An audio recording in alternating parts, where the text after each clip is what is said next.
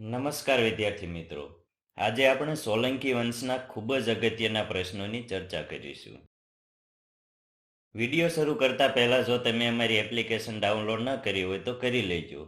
એપ્લિકેશનમાં અમે સિવિલ એન્જિનિયરિંગને લગતી તમામ પરીક્ષાઓની ટેસ્ટ સિરીઝ મૂકીએ છીએ. તેમજ પંચાયત સેવા પસંદગી મંડળની AA ની ટેસ્ટ સિરીઝ પણ મૂકેલી છે. તો એપ્લિકેશન ડાઉનલોડ કરવાનું ભૂલતા નહીં. તો ચાલો મિત્રો આજના વિડીયોની શરૂઆત કરીએ. સૌથી પહેલો પ્રશ્ન છે કે ભીમદેવ પ્રથમના સમયમાં બંધાયેલ મોઢેરાનું સૂર્ય મંદિર કઈ સ્થાપત્ય શૈલીનું ઉત્તમ ઉદાહરણ છે? તો મિત્રો, મોઢેરાનું સૂર્ય મંદિર ગુજરાતના સોલંકી વંશના રાજા ભીમદેવ પ્રથમ દ્વારા ઈસવીસન 1026-27માં બંધાવવામાં આવ્યું હતું, જે મારું ગુર્જર સ્થાપત્ય શૈલીમાં બંધાયું હતું. આ સ્થાપત્ય શૈલીને સોલંકી સ્થાપત્ય શૈલી તરીકે પણ ઓળખવામાં આવે છે. તેમાં પથ્થરો પર અત્યંત ઝીણવટભર્યું નકશીકામ જોવા મળે છે. આગળનો પ્રશ્ન છે કે મોહમ્મદ ગઝનવીએ જ્યારે સોમનાથ મંદિર પર આક્રમણ કર્યું ઈસવીસન 1026માં, ત્યારે ગુજરાતમાં કોનું શાસન હતું?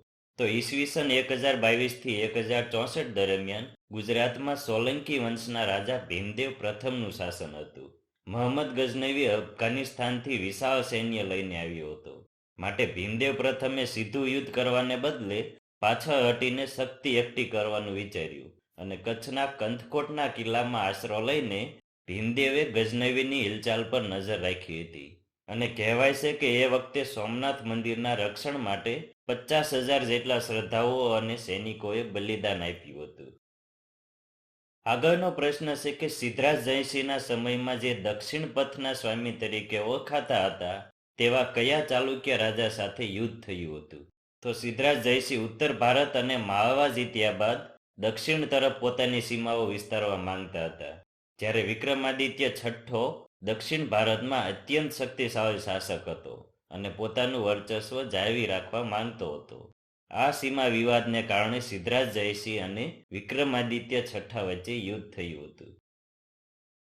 આગળનો પ્રશ્ન છે કે કર્ણદેવ સોલંકીએ આશાપલ્લી જીત્યા બાદ ત્યાં કયા દેવીનું મંદિર બંધાવ્યું હતું? તો મિત્રો, કર્ણદેવ સોલંકીએ આશાપલ્લીના ભીલ રાજા આશાભીલને હરાવીને આશાપલ્લી પાસે જ કર્ણાવતી નામે નવું નગર વસાવ્યું હતું, જે આગળ જતા આધુનિક અમદાવાદ તરીકે ઓળખાયું. આશાપલ્લી જીત્યા પછી કર્ણદેવ સોલંકીએ ત્યાં પોતાની કુળદેવી અથવા આરાધ્ય દેવી તરીકે કોચરબ દેવીનું મંદિર સ્થાપિત કર્યું હતું. આ વિસ્તાર આજે પણ કોચરબ તરીકે ઓળખાય છે. આગળનો પ્રશ્ન છે કે સિદ્ધરાજ જયસિંહના સમયમાં ન્યાય જોવો હોય તો મલાવ તલાવ જોવો. આ મલાવ તલાવ ક્યાં આવેલું છે? તો મલાવ તલાવ અમદાવાદ જિલ્લાના ધોળકામાં આવેલું છે. આ તલાવ સિદ્ધરાજ જયસિંહના માતા મીનળ દેવીએ બંધાવ્યું હતું. તલાવ બનાવતી વખતે વચ્ચે એક વૃદ્ધ સ્ત્રીની ઝૂંપડી આવતી હતી. મીનળ દેવીએ બળજબરી કરવાને બદલે તે સ્ત્રીની લાગણીનું સન્માન કર્યું અને તલાવનો આકાર થોડોક બદલી નાખ્યો. આથી કહેવત પડી કે ન્યાય જોવો હોય તો મલાવ તલાવ જોવો. આગળ જોઈએ તો ગુજરાતના ઇતિહાસમાં કયા રાજાને પરમ માહેશ્વર અને ચક્રવર્તીના વિશેષણોથી ઓળખવામાં આવે છે? તો સોલંકી વંશના સ્થાપક મુહુરાજ પ્રથમને આ બિરુદો મળ્યા હતા. તે ખૂબ જ પ્રતાપી શાસક હતો અને અનેક શક્તિશાળી વિજયો મેળવ્યા બાદ તેને ચક્રવર્તી, પરમ ભટ્ટારક અને મહારાજા ધીરાજ જેવા બિરુદો મળ્યા હતા. તેમજ પરમ માહેશ્વરનું બિરુદ તેની શિવ ભક્તિ એટલે કે શૈવ ધર્મ પ્રત્યેની આસ્થા દર્શાવે છે. નેક્સ્ટ ક્વેશ્ચન છે, સોલંકી કાળમાં અક્ષપટલિક અધિકારીનું મુખ્ય કાર્ય શું હતું? તો સોલંકી કાળમાં અક્ષપટલિક અધિકારી રાજ્યના તમામ મહત્વના દસ્તાવેજો, દાનપત્રો, તામ્રપત્રો અને જમીનની નોંધણી રાખવાનું કાર્ય કરતો હતો. રાજ્યની આવક અને ખર્ચના હિસાબો પર દેખરેખ રાખવી એ પણ તેમની મુખ્ય ફરજ હતી.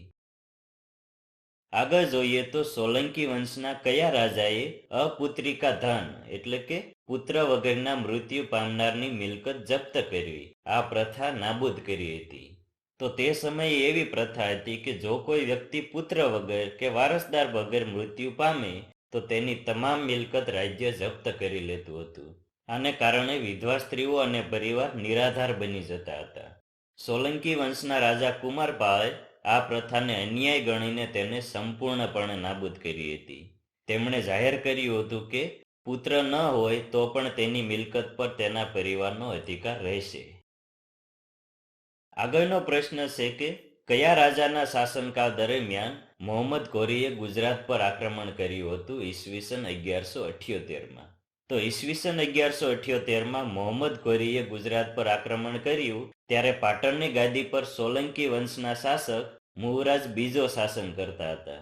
મુવરાજ બીજો ખૂબ જ નાની વયના હોવાથી તેની માતા નાયિકા દેવીએ આ યુદ્ધનું નેતૃત્વ કર્યું હતું.